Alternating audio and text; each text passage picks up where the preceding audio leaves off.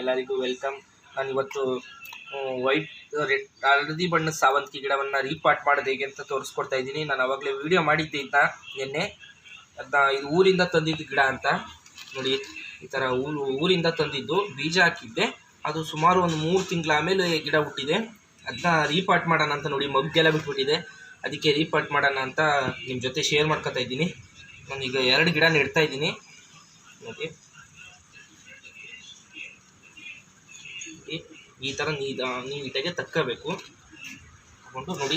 ನಾನು ಈ ಥರ ಬಾಕ್ಸ್ ಟೇಪಿಂಗ್ ಪಾಟ್ಗೆ ನೆಡ್ತಾ ಇದ್ದೀನಿ. ನನ್ನ ಹತ್ರ ರೌಂಡ್ ಪಾಟ್ ಇರಲಿಲ್ಲ, ಹಾಗಾಗಿ ಈ ಪಾಟ್ಗೆ ನೆಡ್ತಾ ಇದ್ದೀನಿ ನೋಡಿ. ಬಟನ್ಸು ಹಳದಿ ಬಣ್ಣದ ಸಾವಂತಿಗೆ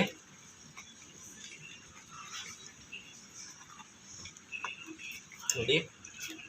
ಊರಿಂದ ತಂದಿದ್ದು ಬೀಜ ಹಾಕಿದ್ದೆ, ಅದು ಹುಟ್ಟಿದೆ ನೋಡಿ. ಈ ಥರ ಹಾಕಿ ಸೈಡ್ಗೆಲ್ಲ ಮುಕ್ಕಿ ನೀಟಾಗಿ ನೆಡಬೇಕು ನೋಡಿ.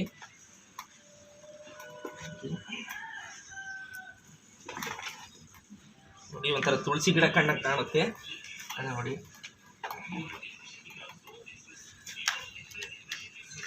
ನಾನು ಇದಕ್ಕೆ ಗೊಬ್ಬರ ಮಿಕ್ಸ್ ಮಾಡಿಲ್ಲ, ಇನ್ನು ಗೊಬ್ಬರ ಈಗ ಹಾಕಲ್ಲ.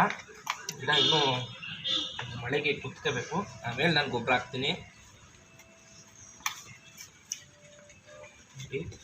ನೀವೆಲ್ಲೂ ಸ್ಕಿಪ್ ಮಾಡಬೇಡಿ, ಫುಲ್ ವೀಡಿಯೋ ನೋಡಿ. ನೀವು ಸ್ಕಿಪ್ ಎಲ್ಲಾರ ಮಾಡಿದ್ರೆ ನಾನು ವೀಡಿಯೋ ಮಾಡಿರೋದು ನಿಮ್ಗೆ ಅರ್ಥ ಆಗಲ್ಲ. ನೀವು ನನ್ನ ಚಾನಲ್ಗೆ ಸಬ್ಸ್ಕ್ರೈಬ್ ಆಗಿಲ್ಲ ಅಂದರೆ ಸಬ್ಸ್ಕ್ರೈಬ್ ಮಾಡಿಕೊಂಡು ಬೆಲ್ ಬಟನ್ ಒತ್ತಿ ಆಲ್ ಅಂತ ಒತ್ತಿದ್ರೆ ನಾನು ಯಾವ ವೀಡಿಯೋ ಹಾಕಿದ್ರು ನಿಮಗೆ ಮೊದಲು ಬರುತ್ತೆ ನೋಡಿ. ನೋಡಿ ಈ ಥರ ನೆಟ್ಟಿ ಬಿಡಬೇಕು.